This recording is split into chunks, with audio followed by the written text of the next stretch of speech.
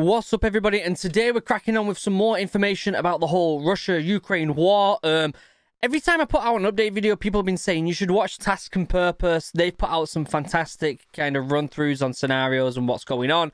So we're going to react to theirs. It's Russo-Ukraine War, What the West Doesn't Understand, Episode 3. I chose this one because of the title, What the West Doesn't Understand. It's always really important to get both sides of the perspectives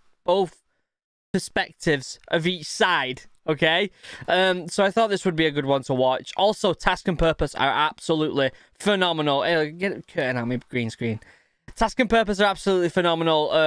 You know how much I adore this channel, and without even watching this video, I already have a good sense that this is going to be a reliable source for information, because they always put out really good information. I haven't seen anything from them guys that are kind of fake, so I'm kind of interested to see what they say about this. But before we get started, question of the day comes from Stas Kampvligazug. I apologize. I tried. He says, question: how can a Canadian be self-sustainable when where I am there's kind of wacky weather? So this goes off the question of last time, and people keep asking about this stuff. I'm a big fan of self-sustainability, especially since the world is kind of going to shit right now. Pandemics, invasions, potentially World War III. It's really nice to be a bit more self-sustainable, right? It's nice to not really rely on outside sources and corporations and stuff like that to live. I do that. I live completely kind of off-grid, kind of. I drive in a school bus that's coming completely converted, which, if you want a tour of the school bus as well, by the way, let me know in the comment section. We can do that. So I'm a big advocate on starting to progress to a more self-sustainable life, because, let's be honest, no matter, you know, these videos that we talk about Ukraine, Russia, it's very political, and I don't really like talking about political things. But I think it's fair to say that no matter where you are in the political spectrum, we can all agree that being more self-sustainable, being more, you know, like by yourself and not having to worry about corporations and stores and gas prices and all these different things, being able to kind of just stay by yourself if you really need to, is something we should be looking at a lot more. So, Canada, wacky weather. I'd like to say, guys, I built this bus in Maine, which, if you don't know where Maine is, it is in fact, the flag right here, it's like here. It's the most northern point on the east coast of the US. It's practically in Canada. And we lived in the bus and it was fine. You can get heaters, you can get ACs, you can get all these different things. So it was fine for me. When it comes to food, I'm not too sure. I'm not an expert on permaculture and stuff like that. But what I would suggest is going to your local farmers market and speaking to people and be like, how do you grow food throughout the winter? They may talk about greenhouses and stuff like that. But it's definitely something you should look at if you're into self-sustainability like I am. I genuinely think this is an important topic for living a life in the near future, especially with the way the world's going. And anyone who watches these videos, they're usually the kind of people who either play video games or like military stuff, and especially the military stuff. If you're anything like me, being able to just disappear is something that I think is very valuable in modern day society. Being able to just be like, pick up your stuff and be like, all right, I'm out, I'm bugging out, I'm getting out, I'm keeping my family safe, I'm going in the woods, I'm going to the desert, I'm going to this place, and I'm staying away from people for a long time. That is a really important thing. Or you could just stay in your home as long as you don't need resources from outside. I think is a very important subject. And if you want me to talk about that a bit more, because it's something I am passionate about, I will do that. I'm not talking doomsday stuff. We don't need doomsday bunkers. We don't need all that stuff. What we do need is just that little bit more of awareness of being able to look after yourself and not need outside sources. So if you're interested in that, let me know in the comment section down below. But for now, let's shut up. In fact, if you want your question answered, leave it in the comment section down below and I'll do that. But for now, let's watch this video. Let's see what it's all about, and let's see what they have to say that the West doesn't understand. All right, everyone. There's a 40-mile-long Russian armored convoy headed for Kiev right now. What does that mean for the Ukrainian army's defense? It's upside down. How am I supposed to cope with Putin's threat of nuclear war if all the vodka's being pulled off the shelves? And where do I go to pick up my towed Russian tank? Hello, Spare Parts Army. I'm your average infantryman, Chris Cappy. Today I'm continuing our ground-level analysis of the Russo-Ukrainian War. Now, Love his t-shirt, as always. Can we just say as well, he's putting some humor in there, which if you're not in the military, if you weren't in the military, you won't really understand that. But putting humor in drastic situations is something we like to do because it just lightens the load a little bit. Dark sense of humor. Sometimes it's appropriate, sometimes it's not. But in this case, what he's doing, where it's not kind of judging people dying, it's more about the whole situation as a whole, is kind of funny. Now in its 7th day. Open source intelligence networks on Twitter were able to intercept these low-level Russian unit communications, which weren't even encrypted. So anyone with a radio could listen in or jam their signal in the middle of combat. Why would they... Communications that have been translated reveal Russian soldiers' call signs as they curse each other in the middle of combat, they're angry over the lack of supplies, and we have reports of their KIA and injuries, all from listening in on their communications. Wow.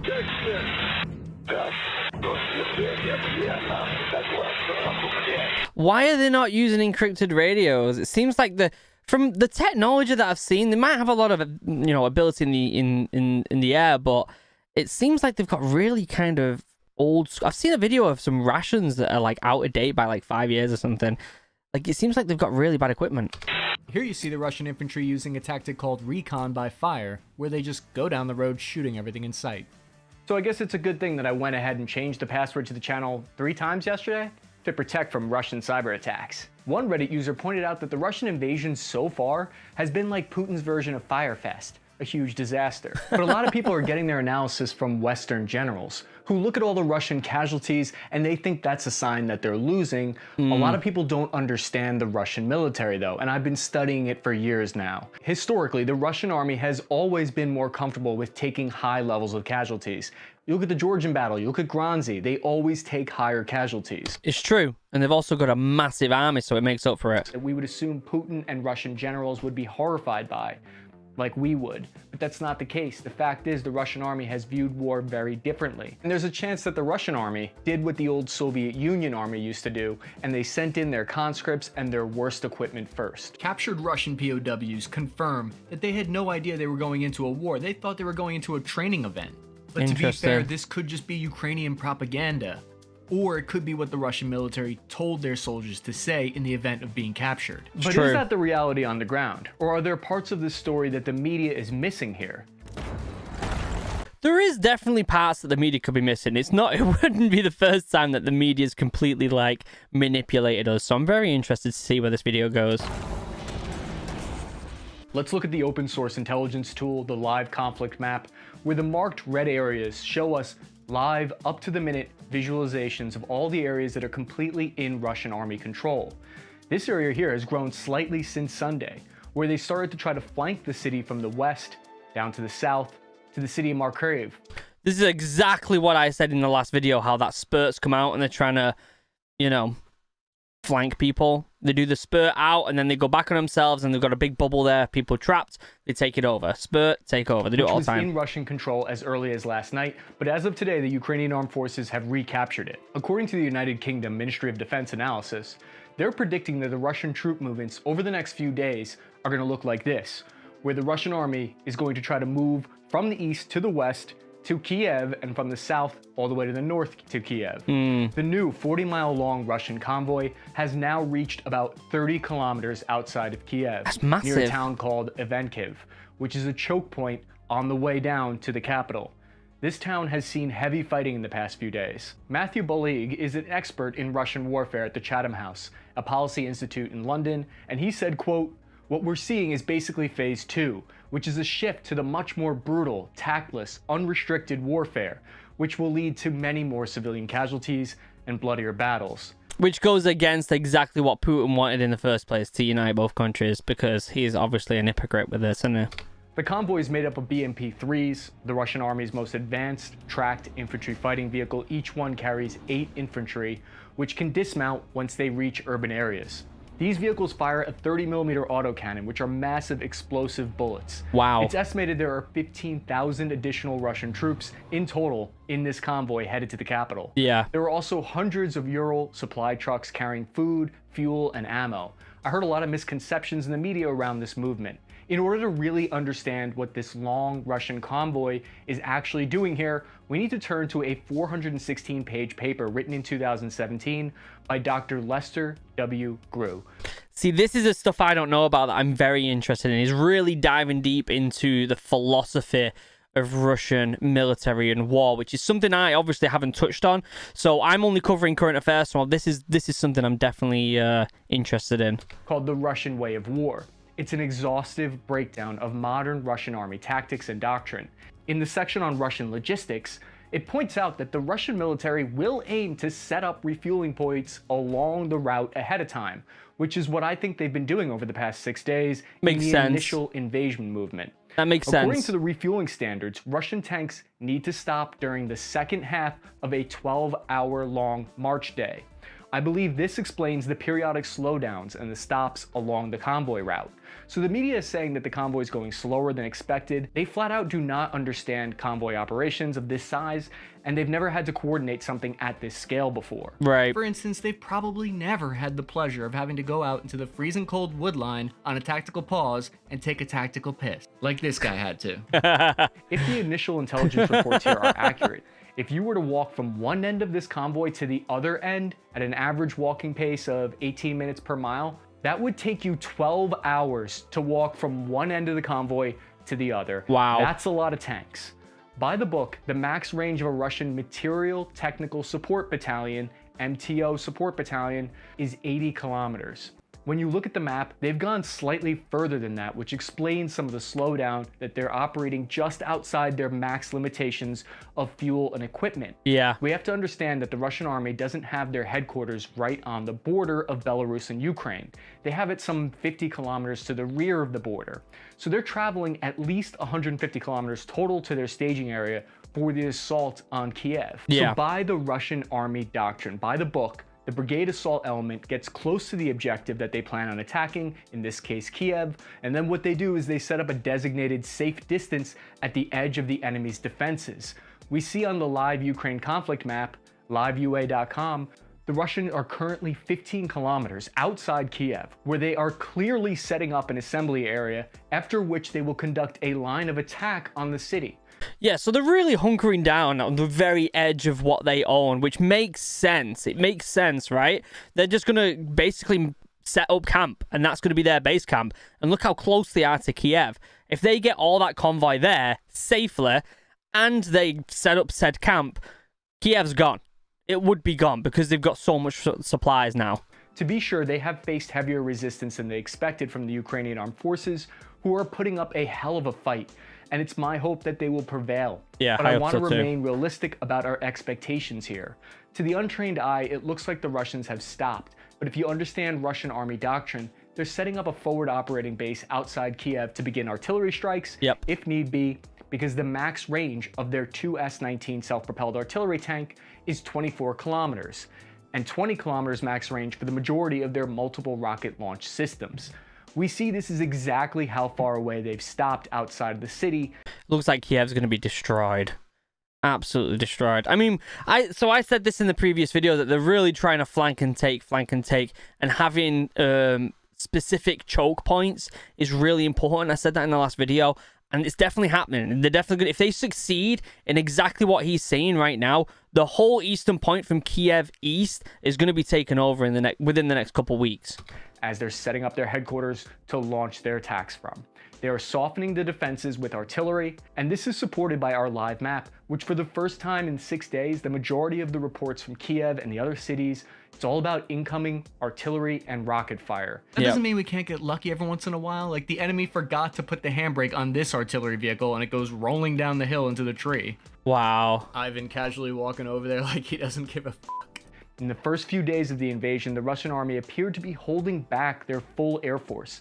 They holded back on their full rocket artillery power. There was no shock and awe campaign like many of you might remember in the US-run invasion of Iraq, where we softened the targets and we caused many Iraqi units to surrender before even fighting. Russia appears to want to cause as little damage as possible in the beginning. When the Ukrainian armed forces... They're still causing a lot of issues, though, aren't they? Let's be honest. Has proved very formidable in their defenses. The Russian army has now begun to change their tactics and lay siege with a more destructive kind of warfare with weapons like the thermobaric warhead. There's some evidence for this in the way that they coordinated their attack. This could likely be a miscalculation due to the Russian army military generals being reluctant to tell Putin the reality of the situation on the ground that they're going into. No one wants to bring the bad news to the big bear. The other possibility is Putin knew how bad it would be on the ground, but he felt that the alternative of not going in would be worse for him. I conducted some meme warfare myself yesterday on my Instagram, pointing out how Putin is acting like the Tinder swindler, scamming just about everybody from Belarus to Chechnya, asking them to send more tanks. After teasing us for 6 long days of the Belarus army giving us tactical blue balls, they officially decided to join the fight to back up Russian. You might remember the Belarus president from such incidents as when he grounded a civilian plane that was flying over his country's airspace so that he could arrest a journalist on. It's gonna happen. It's gonna happen, Belarus. I mean, they're practically already helping Russia anyway. They are helping Russia, so why would they not? There, who was critical of him. This is the same guy that was quoted as saying, "I am the last dictator in Europe." The Belarus president of This guy definitely wants to be part of Putin's future army, doesn't he? Look at him. He's pointing out this map. I saw this online. He's pointing out a map with all of kind of the tactics that's going to happen. Shocking. appeared to be giving away future plans for them to be attacking neighboring countries of Moldova after this in a televised appearance. Yeah. Oh yeah, excuse me, brilliant Supreme Leader. Shouldn't we avoid giving away our attack plans? And shouldn't we supply our troops with enough food and water? Oh, and why are we looking at a printout of a map? I'm pretty sure I saw a laptop laying around here somewhere and a projector. Couldn't we use that? It's clear the Russians have pulled out of the cities, they're encircling them, and they're now using the tactics of artillery strikes. It will become a war of attrition, slowly grinding the enemy away to the point of giving up. Unfortunately, the Russians understand this type of warfare well. In Kiev and Konotop, they're applying an old Soviet Red Army tactic of encirclement. And this is literally what I kept talking about. this actually helped them win World War II against Germany. Once Kiev is encircled, it'll be cut off from receiving additional NATO supplies and weapons. At that point, the realities on the ground will change very quickly. They'll be completely choked. Completely choked. This is exactly what I said about the spurts and they go around. It's a classic tactic. Come on, we all know about it. If you've seen any military stuff, played any military games, you know these tactics. It's classic. You don't even have to be in the military to know about this. The Russian army has now committed 80% of their roughly 170,000 total troops that were stationed on the Ukrainian border. After an initial embarrassing failure from Russian special operations attempting to take Hostomel airfield just outside Kiev, here we see Chechen soldiers replace the Ukrainian flag at the airfield with a Russian one. They have now secured this key airfield, and 200 Ukrainian soldiers were KIA attempting to defend it. This will allow Russia to airlift their higher quality troops directly to the front without having to worry about the complicated, difficult, and costly logistics of coming in from Belarus. Capturing of airfields and then flying in reinforcements was key to the US invasion of Iraq as well. Yeah. Troops arriving at this airport will be more fresh and they will not have gone through the exhausting 200-kilometer trek. There is something that I want everyone to keep in mind as we manage our expectations here. In the West, we're seeing a lot of propaganda on social media from Ukraine. In many instances, it's true propaganda. So for instance, videos of Russian columns of tanks getting destroyed are real, and the Russians are taking heavier losses than expected. But we have to remember, we have to temper our expectations because we're not seeing Russian soldiers uploading videos of destroyed Ukrainian tanks and their victories. Yeah. I believe people are expecting a fast Russian retreat, and they have a skewed view of the war right now. Believe me, I want that to be the case, but it's wishful thinking at this point. Like I said, they're still gaining ground. It's slower than expected, but they might be wanting that. They're gaining ground. I said this yesterday, well, not yesterday's video, the day before. Was it yesterday? Yeah, yesterday's video. Yeah, I said it in yesterday's video. The real scary part for the Russian army at this point is the evidence of how difficult any occupation attempt would be if they attempted to stay in Ukraine.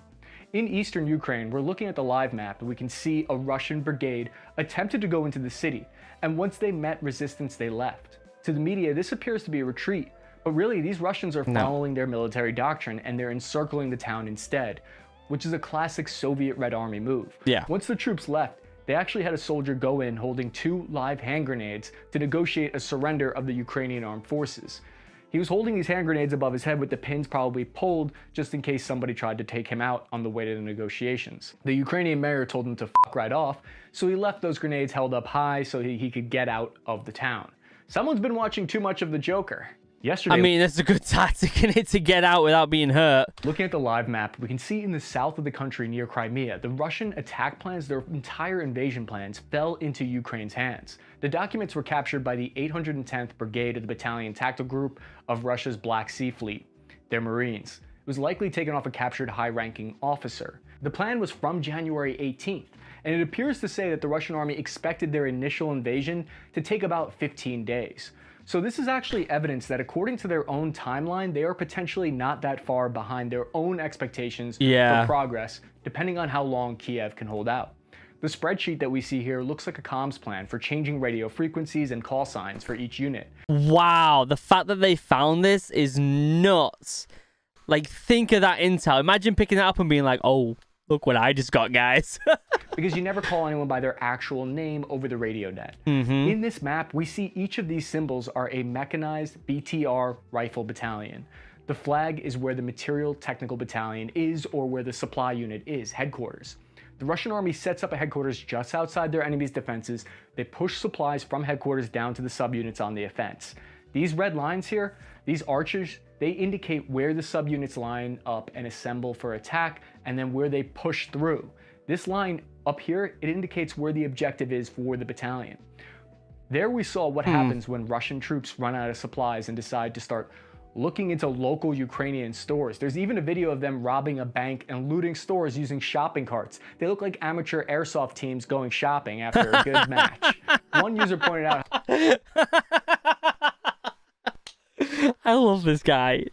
Go over, there'll be a link down below to the OG video. Go over there and give it a subscribe. This guy's brilliant. He really is. How they took a long break from doing war crimes so they could have time to do regular old crimes. Truly horrifying part about this is that it means that the Russian army is engaging in scorched earth warfare. And this brings me to something important. One person commented on a last video pointing out, how could I joke about war? How can I make light of these situations? Is it because I'm desensitized from having been to war myself? This is how military members cope. You take what is horrific and you try and, I don't know, it's kind of like it's cheerfulness in the face of adversity. It's what we learned in the Royal Marines, is that no matter how dire things get, be happy, and when you are happy, morale is high. When morale is high, you fight better. Obviously, this guy is not out there fighting, but it's an automatic trait of military members to make light of things no matter how dark they are. It's a way of getting through hard times. Am I some kind of heartless asshole who likes war? First of all, you're right to ask me that. It's a reasonable question. Why am I making jokes on this sensitive topic? I promise you, behind every joke is anger and disbelief that this was even allowed to happen. I know myself, and if I don't laugh every now and again, the fear and the pain will get me to a point where I'm paralyzed by it. Exactly. That's the point military members make light of these situations, because the whole saying, right? If I don't laugh, I'll cry. Like, it's literally the truth. You've got to make light in these situations, and it's automatic for a military member to do that because of what they've gone through in training. I don't do it as much as I used to, but it's certainly something that happens. I've laughed at a couple of his jokes, even though his are, you know, they're about war, right? They're about war. It's not a nice thing. But when you're in the middle of battle, making light of things keeps morale high and therefore keeps the lads going. That's the way. That's just a classic cheerfulness in the face of adversity, a commando ethos that we learned a long time ago. I won't be productive. I won't make videos trying to make sense of this catastrophe. I'll sit in my room and I'll drink. And I don't do that anymore. And that's why I make jokes about the absurdity of war. Only about 5% of my jokes are going to be funny anyway. I think a lot of people don't understand why the Russian forces in the Donbass region in the east haven't moved forward. Why haven't they overrun the enemy there yet? And this is the region where analysts say it's most friendly to Russia, so they should hypothetically be making an easy pass through there. The theory is that Russia is pinning the Ukrainian army down, holding them in place. These Ukrainian forces located here are called the rearguard action. Rearguard means that they're defending the capital of Kiev from being encircled from the south.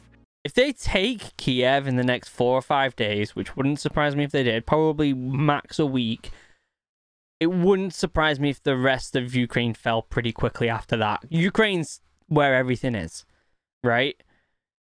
Granted, the more west they get, the more difficult it's going to be, but the whole east side past that, like, river will be completely gone if they take Kiev. It will. Kherson is the first major city on the way from Crimea up to the north. Let's take a look and see how things are going on the ground there. Okay, the Russian soldier really hates that door. Is a techno house an electronics store or a dance club? Right after that, he actually realized that the door was unlocked the whole time. But my poor taste and jokes about the Russian army aside, the assault on Kherson is not going as planned. The Russian army only a few hours ago just released some initial figures, admitting what their losses have been so far. They claim to have lost 498 servicemen and nearly 1,600 have been wounded. So we said that yesterday, and my guess is probably higher than that. The Russian Ministry of Defense, their estimates of the Ukrainian losses are that the Ukrainians have lost 2,870 soldiers KIA, wow. 3,700 wounded, and the Russians claim to have captured 572 Ukrainian servicemen. The Ukrainian armed forces claim to have taken out over 5,700 Russian soldiers. They claim 200 Russians have been captured, 29 planes destroyed, 198 tanks destroyed, 846 armored personnel carriers destroyed. And that might sound like a lot, but when you look at the estimates of the amount of tanks and soldiers that Russian military it's not even a dent. It's barely anything. Yeah. The thing is, you're getting these contradicting numbers, and it's always going to happen. It's always going to happen. I said this when we went through them numbers yesterday, that Russia are not going to tell the truth. They're going to put up a stance to make it look like they've lost people, but they're not lying. That's what they're trying to do here, to keep morale high for troops, and to also let the world know, look, we're doing actually better than you think we are. You're getting misinformation. Likely that both sides are lying a little bit about the casualty figures. We won't know for sure for a long time. Yeah. But I understand that we can't get swept up in emotion. The news is reporting Putin is a madman, he's deranged, and I understand why. But the truth is, he's much worse than that. These are the same people that force us to take vodka off the shelves because they're afraid. Stoli had to apologize and say, oh, we're actually not imported from Russia. And those are the type of people that they don't know how else to help. So that little bit makes them feel like they have control again in the world, where we clearly do not. Yeah, like seriously, your local Russian store owned by Russian people are not the people going to war with you. No, not going to war with Ukraine. They're just trying to get by. If you're in the US anyway, right? So trying to take your anger out on people like that is completely pointless and stupid, because for all we know, they could be on our side, right? It's pointless. I remember we did something very similar in Iraq when we called French fries freedom fries because France wouldn't help us with their military. Listen, at the lowest levels of fighting, your average infantryman on both sides, it's almost a necessity for your own sanity and survival to turn off your critical thinking, to switch it off, and to reduce the enemy to they're just insane. Yeah. Troops on both sides oftentimes have to view the enemy as having no valid reason for war. Yeah, so it's about dehumanizing them, right? Making them sound like crazy people, dehumanizing them so that when you go to war with them, it's not like you're fighting other human beings when the truth is you are, right? It's another psychological military tactic. But when we zoom out to the level of analysis that involves military generals, officers, then finally geopolitics at that point becomes extremely important to truly understand the enemy in order to never underestimate them. That is what wargaming is at its heart. Yep. And that's what makes a good general. They attempt to hold two conflicting ideas in their head at the same time. They need to understand how their own forces operate, but they also need to be able to switch and understand the enemy's position, their logic, their rationale, because then you can more accurately predict the enemy's movement. That's why officers get paid more. Writing the enemy off as a madman does not help with that. When I was a lowly 19-year-old PFC in Iraq, I turned to my best friend Colin, and I said the enemy was a bunch of cowards for planting landmines and doing hit-and-run tactics. He told me something I'll never forget. He said the insurgents are not cowards, they're smart. Yeah. They're fighting with us the only way that they can. They're trying to exploit our weaknesses. If they stood toe-to-toe to us, we'd destroy them. Yeah. I sat there stunned. And then he said, are we cowards for dropping bombs on them from 30,000 feet high where they can't even see it coming? And that opened my eyes up. You can't underestimate the enemy. Military force that you definitely don't want to underestimate is the Chechens. The Chechen Forces have joined the fight on the other side, with the Russians sending 10,000 soldiers as we see in this video. The head of the Chechen Republic, Kadyrov, said, as of today, as of this minute, we do not have one single casualty or wounded. Not a single man has even a runny nose. The President Putin took the right decision, and we will carry out his orders under any circumstances. You Yeah. heard the man? No boo-boos in the Chechen army. When I was in Iraq, there were Chechen soldiers that were fighting with the insurgents against us. At the time, the Russian military and the Chechens denied being involved, so it's great to see that we've finally taken off our masks, stopped pretending like we're not arming the opposite side with money and weapons to kill each other. Yep. Gone are the days where we had any class with our proxy wars. In the Cold War, the Russians and the US would secretly arm opposing forces. Now it's out in the open. Yeah, we got social media, right? So you know when there's other people helping out. It's inevitable. We know this now, right? In a way, I kind of feel like this conflict was inevitable. The Baltic state countries near Russia, like Latvia and Estonia, they naturally want to join NATO as protection against Russia expanding and trying to take them back, because it would be awful for them economically and socially to be under Russian rule. Yeah. But Russia, on the other hand, they can't allow what they perceive to be NATO expansion with those countries joining NATO right up to their doorstep. And NATO does have a history of overthrowing authoritarian rulers. Yeah. Whether we would actually do that or not doesn't matter, because this is the Russian perspective. And That's the thing. It's two completely different ethos of living, fighting against each other, innit? we have to understand what we're up against. For me, this is like when an unstoppable force hits an unbreakable wall. Yeah. Or maybe not. Maybe I'm wrong. I've been wrong before and I'll be wrong again. I'm just an old former average infantryman in my sweatpants, trying to make sense of what's happening here in this tragedy and trying to laugh through my tears. If you have a different point of view, please share it with me. If you're interested in learning more about Russian ground forces equipment, I've created a lot of videos in the past covering them. Please click this playlist and check it out. Like this video and subscribe if you want to see more of this analysis. Head over to his video. There's a link down below. Fantastic, fantastic channel. Also, I really want to see this video about the new AK. In fact, I think I've seen it, actually. Either way, fantastic video, as always. We kind of talked about a lot of what he said already in the previous video. We already kind of knew a lot of that stuff. It's nice to see. It's nice for me as a former military member to see other military members back up my claims without even really, you know, speaking to me, right? We have a mutual understanding of what's going on here, and I like that. It makes some valid points. The big thing I want to take away from this is propaganda, right? So there's a lot of information we're getting from Ukraine that's probably fake, just like there is from Russia. We don't know which side is being more honest. We can only presume that Ukraine is being more honest because we're on their side, but that isn't always the case, right? I think the valid point that he said is we're not seeing much videos and stuff from Russia. Right, all these videos of tanks being towed and stuff like that. We're not seeing that much from Russia themselves, and therefore, you know, we can't really, like, is this stuff Ukraine's putting out completely propaganda? Probably not. They've got social media. They're going to put out stuff that they know about, right? So, it was a great video. It was a great video. If they put any more episodes out and you want me to react to them, let me know in the comment section down below. Members have already gone by. You've already gone. You've gone, guys. I love you. You're over here somewhere. You're in the distance. I love you guys. I love you, members. You're amazing. I really do. And thank you for making this channel what it is, members. If it wasn't for you guys, I wouldn't be making these videos every day. Links down below to all my socials. If you want to get in contact with me, best place to do that is Instagram and Twitter. Go and do that. Links down below to all my socials, my merch, and all that good stuff. Link down below to the OG video. Go check that out. The next few videos, I might do some Halo just to kind of liven things up a bit. We'll see. We'll see. Other than that, I love you all. Have a wonderful day. Stay safe. Goodbye.